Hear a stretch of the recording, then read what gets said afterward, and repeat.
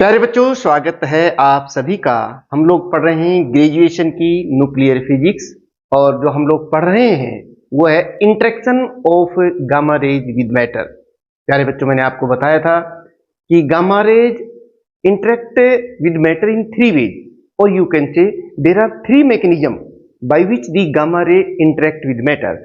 उनमें एक है photo electric effect, second Compton effect और थर्ड है हमारा पेयर प्रोडक्शन।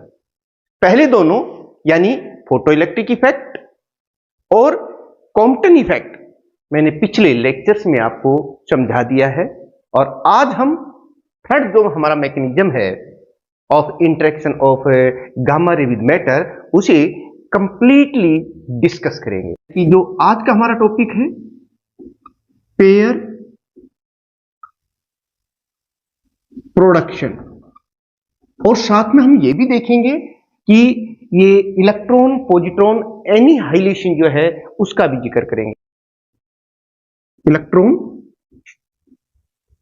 पॉजिट्रॉन एनिहाइलेशन एक ही बात है प्यारे बच्चों। देखिए, पेयर प्रोडक्शन ये एक इंपॉर्टेंट मैकेनिज्म है of interaction of gamma rays with matter का।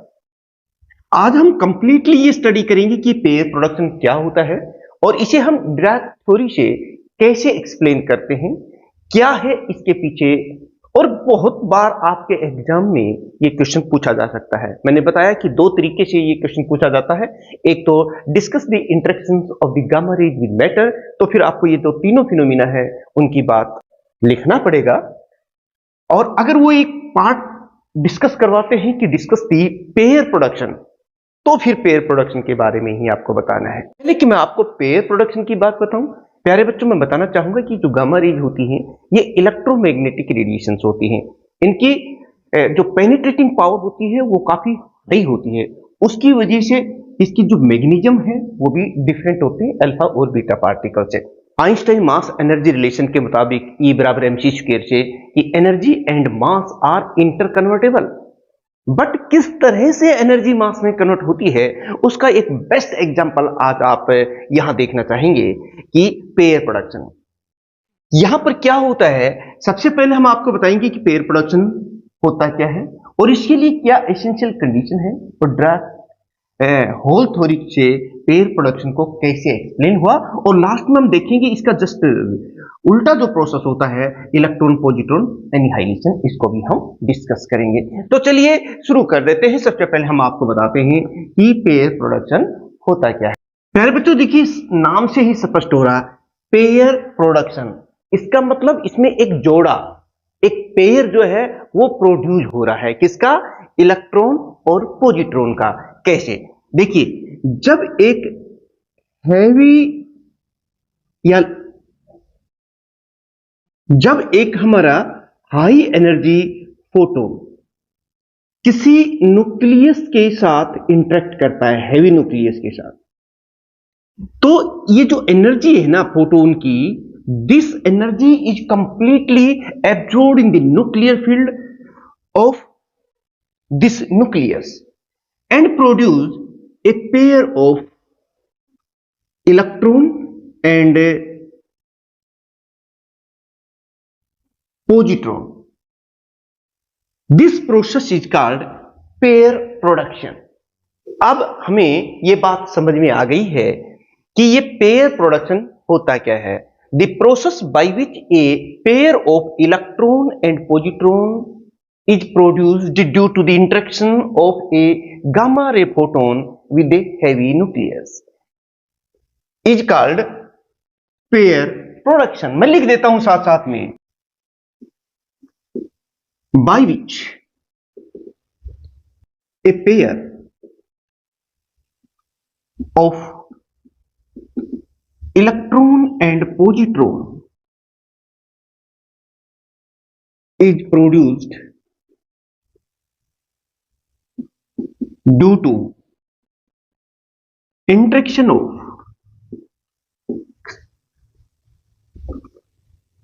gamma ray photon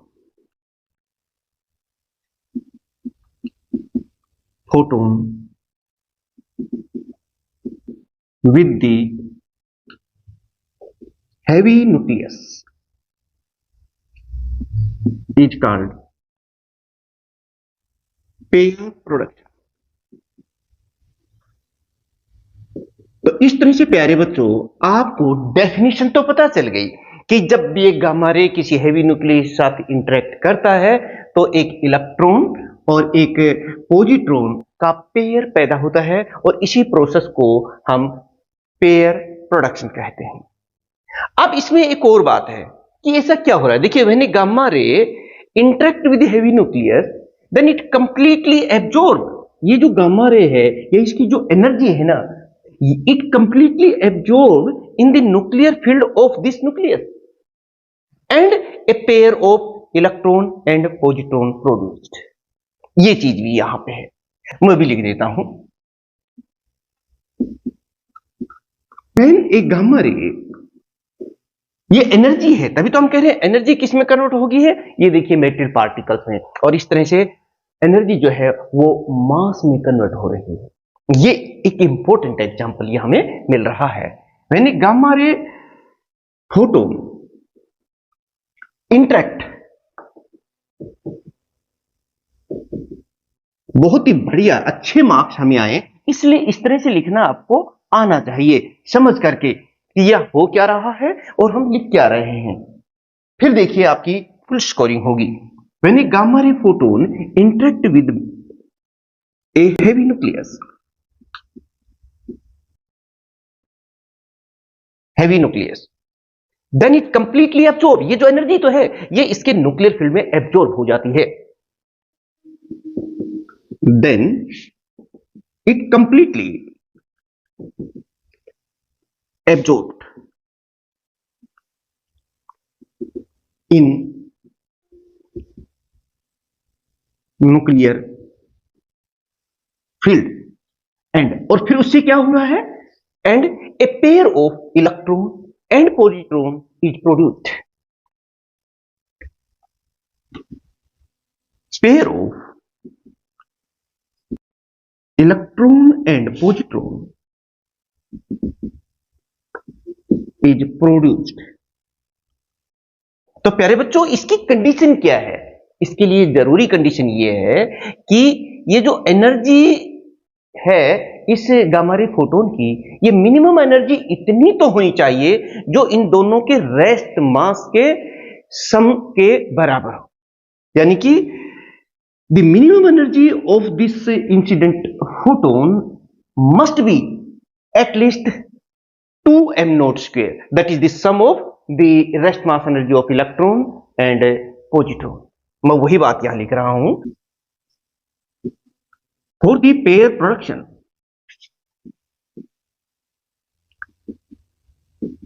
to takes place, the minimum energy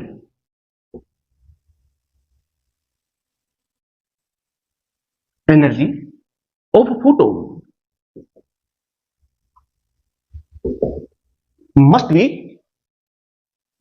2m0 c square। m0 c square इसकी रेस्ट मास एनर्जी और m0 c square इसकी rest mass energy, that is sum of rest mass energy of electron and positron respectively। प्यारे बच्चों जब भी कोई nuclear reaction होती है इस टाइप से तो कुछ कंजर्वेशन लॉज हैं, उनको ओबे करना जरूरी है। वो उनके मुताबिक ही वो रिएक्शन हो सकती है, जैसे law of conservation of energy या फिर law of conservation of momentum, तो उन्हें भी हम अप्लाई करेंगे। आप एक बार स्क्रीनशॉट इसका जरूर ले लें, फिर मैं आपको यहां बताऊंगा कि किस तरीके से यहां पर law of conservation of energy obey हो रही है। According to law of conservation of energy,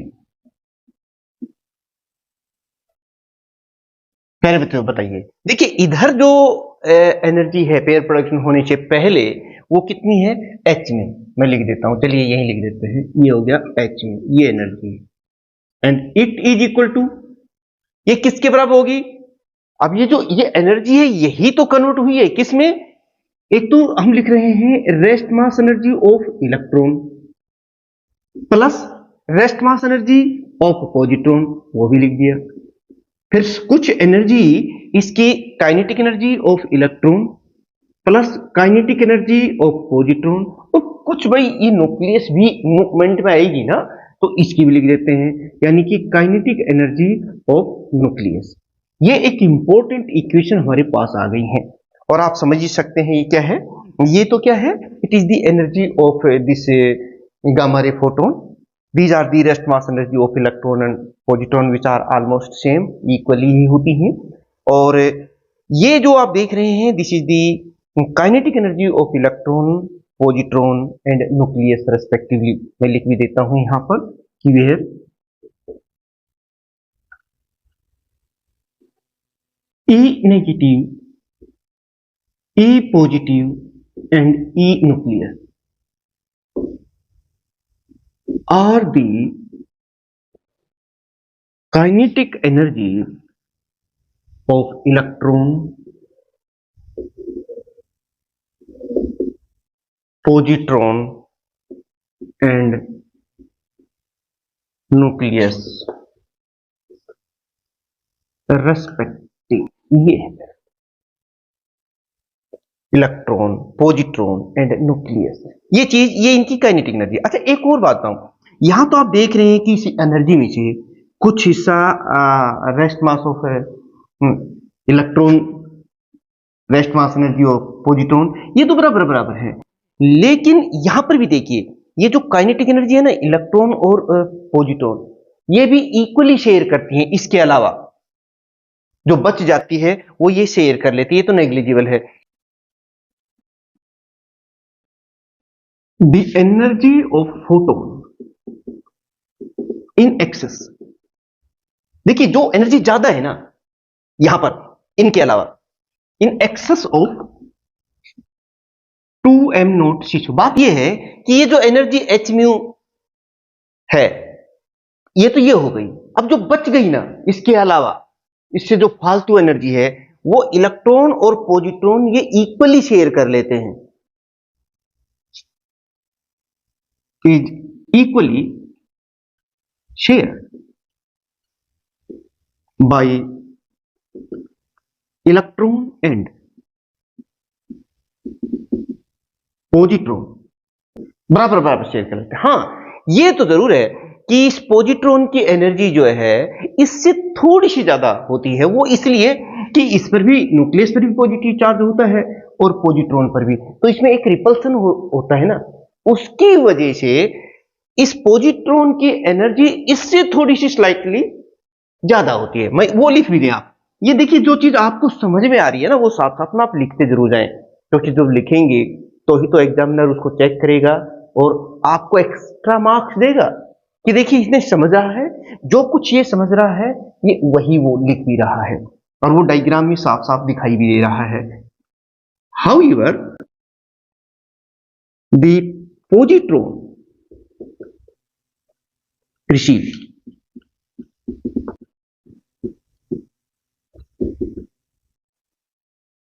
more energy due to repulsion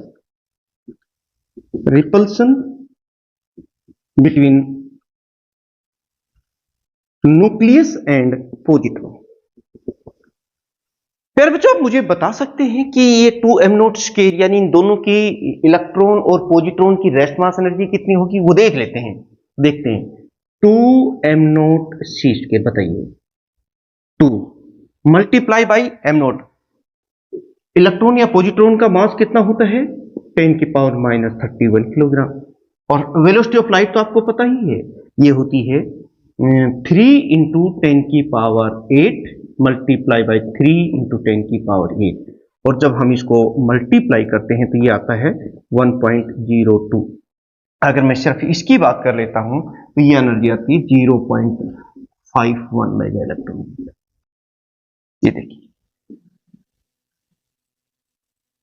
ये जो एक m0 c स्क्वायर यानी कि रेस्ट मास एनर्जी आप देख रहे हैं इलेक्ट्रॉन की और पॉजिट्रॉन की लगभग बराबर होती है, और ये चीज आ गई। यानी कि जो फोटोन जब हैवी न्यूक्लियस के साथ इंटरेक्ट करता है तो पेयर प्रोडक्शन तभी होगा जब इसकी एनर्जी कम से कम इतनी हो या इससे ज्यादा हो। जो देखते हैं इसे डार्क होल थ्योरी से हम कैसे एक्सप्लेन करेंगे, तो आप एक स्क्रीनशॉट लीजिए, फिर मैं उस थ्योरी को यहां अप्लाई करते हैं हमारे इस पेयर प्रोडक्शन के केस में।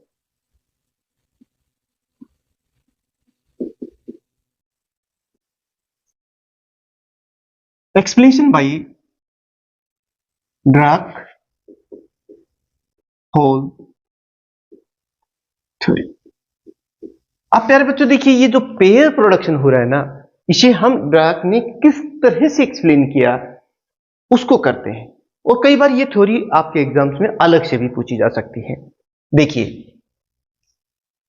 इसको आप कुछ इस तरह से लिखेंगे कि कोई भी पार्टिकल जो बहुत हाई स्पीड से मूव कर रहा है, या जिसे हम relativistic equation of the energy of the particle, वो ड्रैक ने किस तरह से दी थी उसे ही यहां अप्लाई करते हैं। पहले उस इक्वेशन को लिख लेते हैं।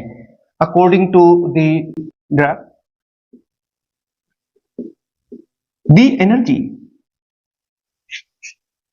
ऑफ रिलेटिविस्टिक, रिलेटिविस्टिक का मतलब बहुत तेजी से मूव करने, particle is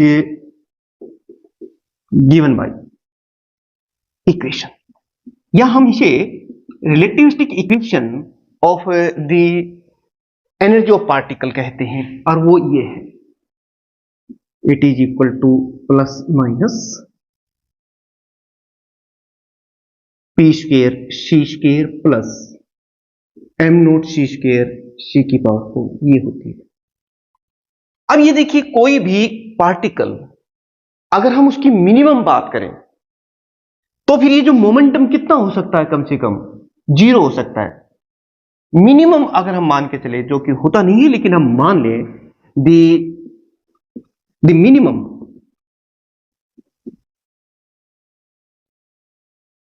value of momentum कितनी हो सकती है, वो तो P इक्वल टू 0 0 हो सकता नहीं था।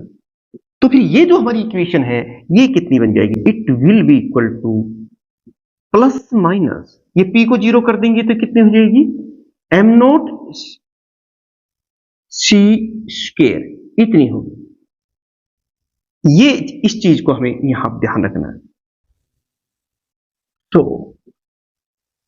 Energy from minus m note c square to plus m note c square is not allowed. प्यारे बच्चों, ये नॉट अलाउड है। अभी हम इसको एक एनर्जी लेवल डायग्राम बना करके भी आपको दिखाएंगे। Below minus m note c square and above plus m note c square there is a energy continuum, मतलब वहां एक जैसा रीजन रहता है, यानी कि below minus m note c square and above m note c square there is energy continuum. अभी हम इसको डायग्राम के साथ देखेंगे और फिर थोड़ा सा उसको एक्सप्लेन करेंगे कि भाई यहाँ पेयर प्रोडक्शन होता कैसे है, किस तरह से इस थ्योरी से ये एक्सप्लेन हुआ। तो हम यहाँ पर जो एनर्जी लेवल डायग्राम है जिसमें मैं बात कर रहा हूँ उसे कर लेते हैं। ये देखिए मेरे साथ साथ आप डायग्राम तो जरूर बनाएं।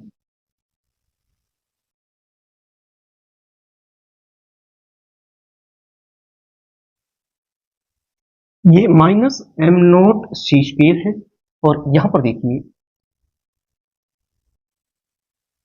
ये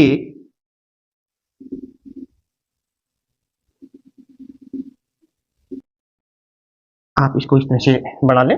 अच्छा डायग्राम बनाएं, दूसरों से थोड़ा हटके लगना चाहिए ना, तभी तो हमारे दूसरों से हटके नंबर मिलेंगे। इसको मैं लिख रहा हूं plus m note c square, ये देखिए। और ये जो आप पार्ट में बता रहा था ये अनफिल्ड पार्ट है, यही तो कहा है कि minus m note c square two plus m note c square, ये नॉट अलाउड एनर्जी स्टेट्स है एनर्जी बैंड के मॉडल के अंदर। और यहां पर आप देख रहे हैं कि below minus m note c square and above plus m note c square there is energy continuum. Initially क्या होता है, ये है energy continuum, energy continuum for filled states. ये सारे भरे हुए हैं, देखिए इस पार्ट में, यहां से minus m not c square से नीचे सारी जितनी भी एनर्जी स्टेट्स हैं वो कंप्लीटली फिल्ड है। और इसके ऊपर क्या है, ये है energy continue for Anfield states के लिए। ये आप लिख दीजिएगा, यहां पर हमने ये सारी बातें लिख दी। और हम देख भी रहे हैं इनिशियली जब शुरुआत होती है, ये समझ लीजिए कि below minus m note c square the energy states are completely filled and above m note c square the energy states are completely unfilled या एम्प्टी स्टेट होती है। अब प्यारे बच्चों देखिए, जब एक गामा रे फोटोन जिसकी energy 2m nought c square से ज्यादा होती है, इस पर इंटरेक्ट होती है या यूं कहिए कि इस पर इंसिडेंट होती है, तो यहां क्या होता है कि इस एनर्जी को ये जो एक इलेक्ट्रॉन है जो कि फील्ड स्टेट्स में है, वो उसे रिसीव कर लेता है, वो उसे एब्जॉर्ब कर लेता है, और फिर ये इलेक्ट्रॉन यहां से एक्साइट हो जाता है, चला जाता है कहां पर, अनफिल्ड एनर्जी स्टेट में, यहां चला जाता है। ये देखिए, ये इलेक्ट्रॉन पहले यहां था, जैसे ही कोई गामा रे फोटोन इस पर इंसिडेंट हुआ तो यहां से इलेक्ट्रॉन एक्साइट हो गया, कहां से, जो हमारा फील्ड स्टेट थी वहां से, और कहां जंप कर गया, जो अनफिल्ड एनर्जी स्टेट थे ना वहां पर गया। नतीजा क्या हुआ कि जहां से ये गया वहां पर एक होल क्रिएट हो गया, जिसके ऊपर, जिसका मास बिल्कुल हमारे इलेक्ट्रॉन जितना ही है, लेकिन जिस पर चार्ज जो है वो पॉजिटिव है, और इसे हम पॉजिट्रॉन कहते हैं। तो इस तरह से एक इलेक्ट्रॉन और एक पॉजिट्रॉन पैदा हो गया। और इस थ्योरी से यही तो बात हो रही है, मैं यही बात कह रहा हूं कि when a photon, gamma ray photon जिसको कह रहे हैं, photon of energy greater than 2m nought c square, इससे ज्यादा होगी तभी तो ये जंप कर पाएगा, is absorbed, then an electron jump, ये जंप कर जाएगा या यूं कहिए एक्साइट हो जाएगा फ्रॉम फील्ड स्टेट्स, ये फील्ड स्टेट्स है, filled states to unfilled states, इस अनफील्ड स्टेट में चला गया, and a hole having rest mass m not c square and kinetic energy E plus is produced, called positron. और इस तरह से प्यारे बच्चों इलेक्ट्रॉन पॉजिट्रॉन का एक पेयर पैदा हो जाता है। तो आप एक स्क्रीनशॉट और लीजिए। अब हम इसका कुछ differential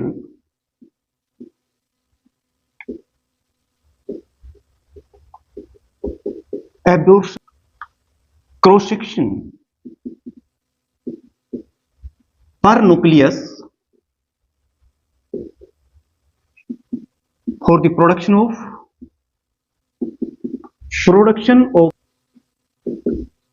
electron of kinetic energy E minus कह देते हैं, and positron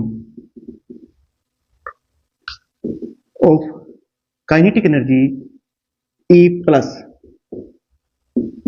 is given bye. यार बच्चों ये जो रिजल्ट है ये आप लिख लें।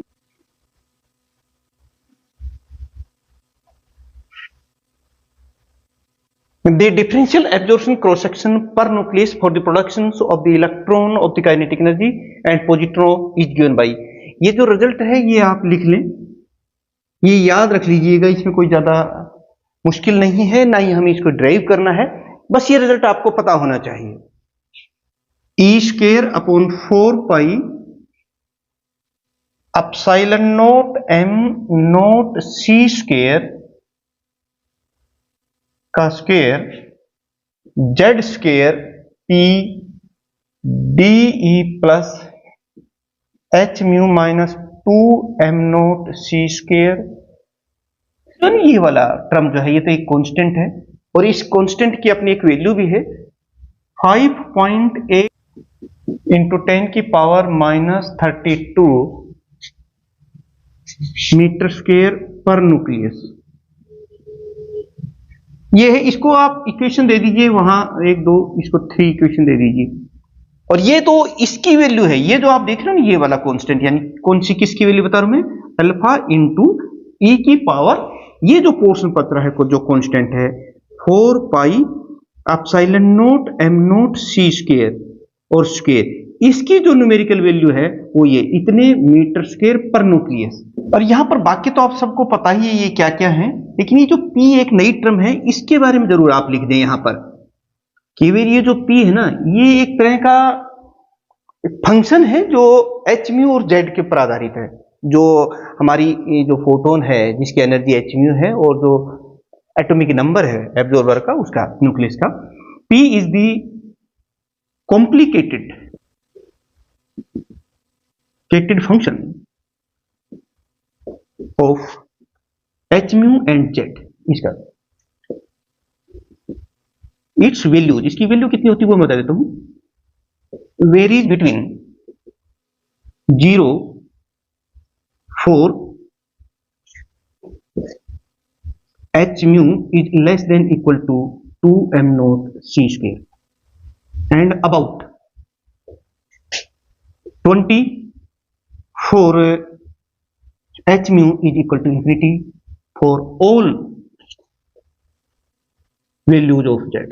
बाकी अभी मैंने आपको जैसे बताया कि पेयर प्रोडक्शन होता कब है, और इसे ब्लैक होल थ्योरी से भी हमने इसको एक्सप्लेन किया।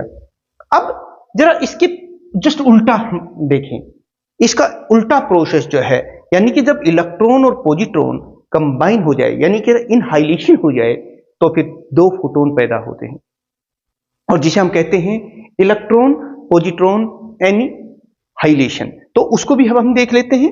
आप एक स्क्रीनशॉट ले लीजिए इसको लिखने के लिए, फिर मैं आपको आगे समझाता हूं।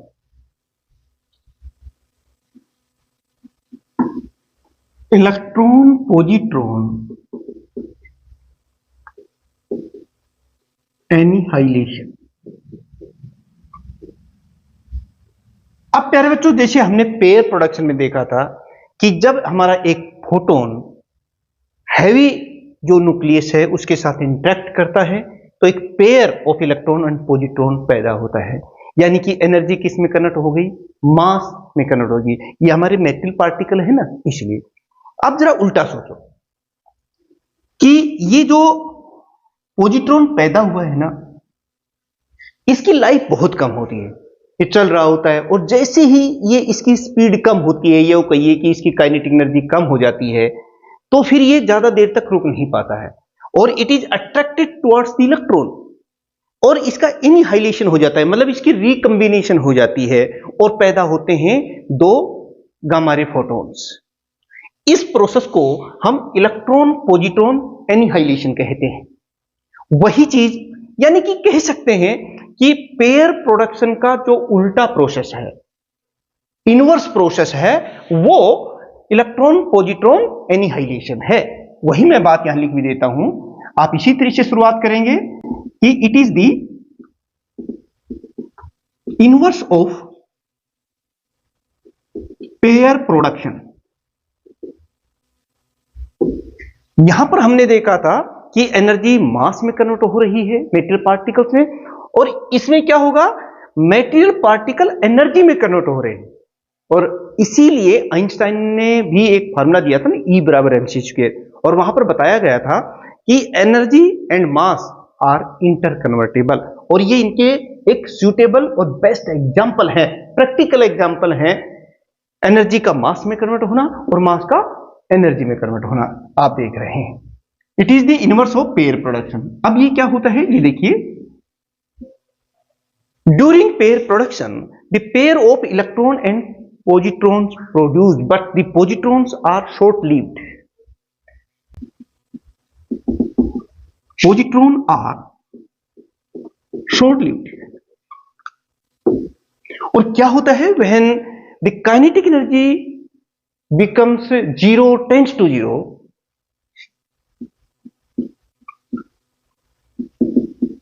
its kinetic energy tends to 0, मतलब इसकी काइनेटिक एनर्जी 0 के आसपास होती है तो क्या होता है, इट इज का मतलब है, मैं पॉजिट्रॉन की बात कर रहा हूं, it is attracted towards electron, ये इलेक्ट्रॉन की तरफ अट्रैक्ट होता है। And the recombination of electron and positron takes place. This process is called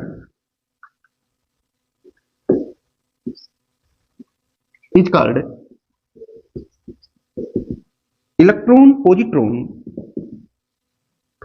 annihilation।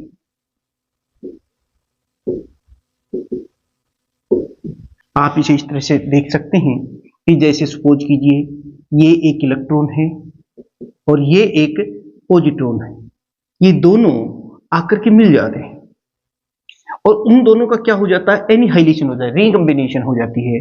तो एक पैदा होता है, दो फोटोन पैदा होते हैं, एक फोटोन ये हो गया और एक फोटोन ये हो गया। ये देखिए इस तरह से, इस प्रोसेस को ही हम क्या कहते हैं, इलेक्ट्रॉन पॉजिट्रॉन एनिहाइलेशन कहते हैं।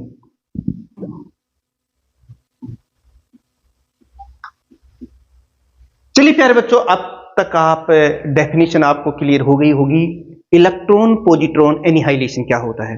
एक नंबर में सिंपल सी बात आपसे पूछे तो आप क्या लिखोगे, the process of recombination of electron and positron by the production of 2 gamma ray photon is called electron positron annihilation. इसी तरह से लिखेंगे, the process of recombination of electron and positron with the production of 2 gamma ray photon is called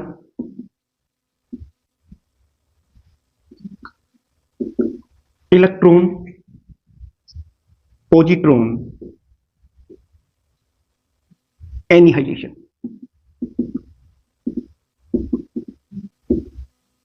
अब प्यारे बच्चों, यहां पर भी law of conservation of energy और law of conservation of linear momentum लागू होता है, ओबे होता है। आप कह सकते हैं कि according to law of conservation of energy, प्यारे बच्चे बताइए कि जब ये हो रहा था इलेक्ट्रॉन पॉजिट्रॉन एनिहिलेशन, तो उनकी दोनों की रेस्ट मास एनर्जी कितनी थी, 2m0c²। इलेक्ट्रॉन की m0c², पॉजिट्रॉन की भी m0c²।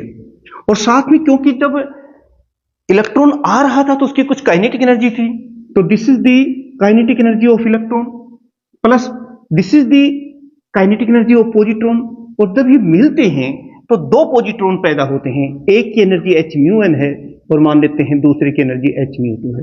तो एक तो ये लागू हो गया प्यारे बच्चों, यहां पर इलेक्ट्रॉन पॉजिट्रॉन एनिहिलेशन प्रोसेस के दौरान law of conservation of energy किस तरह से लागू हो रही है, वो रटना नहीं है, सिंपल, बस आपको ये पता होना चाहिए।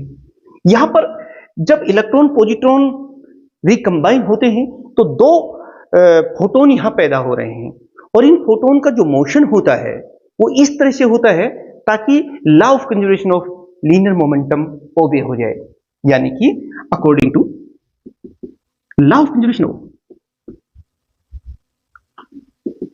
Of momentum. प्यारे बच्चों बता सकते हैं, जैसे ये है मान लो हमारा m नॉट v प्लस, ये है linear momentum of positron and this is the linear momentum of electron, ये देखिए, और h क्रॉस k1 ये लीनियर मोमेंटम हो गया हमारा। बाद का ये देखिए, ये तो दोनों एक इलेक्ट्रॉन है और एक पॉजिट्रॉन है, और ये मोमेंटम किसका हो गया, हमारे जो दो फोटॉन्स पैदा होंगे उसके h क्रॉस k2। यहां k1 और k2 क्या है मैं बता देता हूं आपको। k1 जो है ये है 2 पाई बाई लैम्डा 1 और k2 जो है ये है 2 pi by lambda 2। These are the wave vectors of the two photons और ये उनके मोमेंटम है। तो यहां पर आप देख रहे हैं कि law of conservation of linear momentum भी ओबे हो गया है पर कि where k1 and k2 are the wave vectors of photons। जो दो फोटॉन्स पैदा हो रहे हैं हमारे, ये उनके हैं।